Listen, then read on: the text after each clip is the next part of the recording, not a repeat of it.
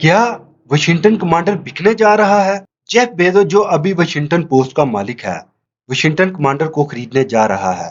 ایک سادہ بات اپنے ذہن میں رکھ لیں، واشنگٹن پوسٹ اور واشنگٹن کمانڈر دونوں امریکہ کے اخبار ہیں۔ واشنگٹن پوسٹ کا مالک جیف بیزو اور واشنگٹن کمانڈر کا مالک ڈین سائنڈر ہے۔ آپ کی سکرین پر نیو یارک پوسٹ کے مطابق امریکہ کے انویسٹر کہہ رہے ہیں دنیا کا سپر امیر ترین بندہ جیف بیزو واشنگٹن پوسٹ کو بیچ دے گا اور واشنگٹن کمانڈر کو خرید لے گا۔ جیسے ہی نیو یارک پوسٹ نے یہ خبر کو اپنے اخبار پر شائع کیا، آپ کی سکرین پر جیف بیزو کی ٹویٹ چل رہی ہے۔ جیف بیزو نے اسی وقت اس خبر کی تردید کر دی۔ واشنگٹن پوسٹ بکنے کے لیے نہیں ہے۔ جیف بیزو نے اس بات کی تردید کی ہے۔ ذرائع کے مطابق ان کی جو کاروباری ڈیل ہے بہت قریب ہے، مگر بیزو نے واشنگٹن پوسٹ کے عملے کی میٹنگ کو اور اپنی پرائیویٹ میٹنگ میں یہ بات کئی بار دہرائی ہے کہ واشنگٹن پوسٹ کو اس کا کوئی بیچنے کا ارادہ نہیں ہے۔ بہت سے لوگوں کو اس بات کا اندازہ ہی نہیں ہے کیا بیزو نے واشنگٹن پوسٹ کو ڈیموکریسی کی بالادستی کے لیے خریدا تھا؟ نہیں۔ 2013 میں جب بیزو نے یہ اخبار $250 ملین میں خریدا تو اس وقت واشنگٹن پوسٹ نقصان میں جا رہا تھا، مگر جیف بیزو نے جو ٹیم واشنگٹن پوسٹ کام کرنے پر لگائی اس نے 2021 کے آخر تک خوب منافع کمایا۔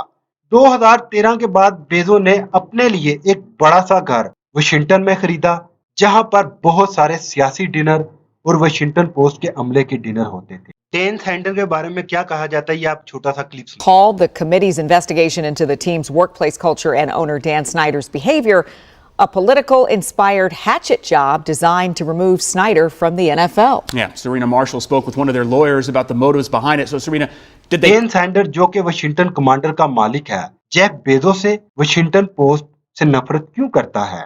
ڈین سینڈر جس کے بارے میں کہا جاتا ہے کہ جب سیکچول ہراسمنٹ اور غیر مقبولیت حرکتوں کا الزام اس پر لگایا گیا تو بیزو نے واشنگٹن پوسٹ کے عملے کو، رپورٹر کو، کورسپونڈنٹ کو سختی کے ساتھ اس بات کی تنبیہ کی تھی کہ اس کے کیس کی انویسٹیگیشن کی جو کوریج ہے اس کو اچھے انداز میں کرنا، جس کی وجہ سے ڈین سائنڈر واشنگٹن کمانڈر کا جو مالک ہے وہ جیف بیزو سے اور اس کے واشنگٹن پوسٹ سے نفرت کرتا ہے۔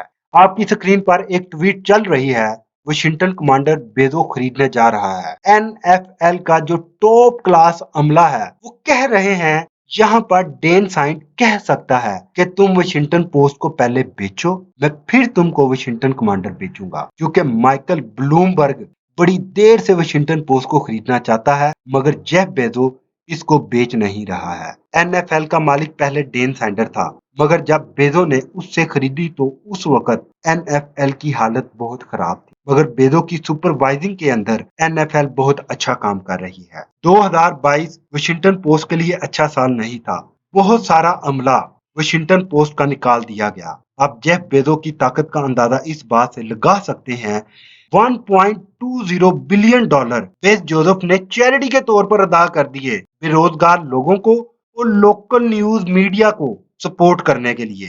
جیف بیزو ایک واحد امریکہ میں ایسا بندہ ہے جو بائیڈن جو کہ ابھی کا پریزیڈنٹ ہے اس سے الجھ پڑا تھا کارپوریٹ ٹیکس کو بڑھاؤ۔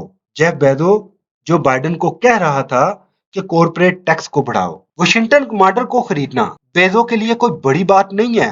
اگر واشنگٹن پوسٹ کا نفع کم ہو گیا ہے تو وہ اس کو بڑھا سکتا ہے، مگر حقیقت تو یہ ہے واشنگٹن پوسٹ کو اب وہ ٹھیک کرنا نہیں چاہتا ہے، کیونکہ جب سے اس کو گرل فرینڈ اس کی زندگی میں آئی ہے اس کی ساری زندگی بدل سی گئی ہے۔ جیسا کہ Amazon کا سی ای او تھا پہلے، اس نے استعفیٰ دے دیا ہے، اس کے فیصلوں میں اب یہ حصہ بھی نہیں لیتا ہے۔ کارibbean سپر یاٹ اس نے خریدی ہے، Amazon اسٹوڈیو خریدا ہے، NFL خریدی ہے، لیو ڈی کیپریو خریدا ہے، Amazon HQ2 تعمیر ہو چکا ہے کرسٹل سٹی DMV علاقے کے اندر جہاں پر سینکڑوں Amazon کے ورکر کام کر رہے ہیں، کیونکہ اس نے ایئر سپیس میوزیم کو ملین ڈالر ڈونیٹ کیے ہیں، اوباما کی فاؤنڈیشن کو $100 ملین ڈونیٹ کر چکا ہے، اور اب بیز جوزف ایک پاپ کلچر آئیکن بن چکا ہے جس کی وجہ سے اس کی بہت زیادہ رسائی ہے۔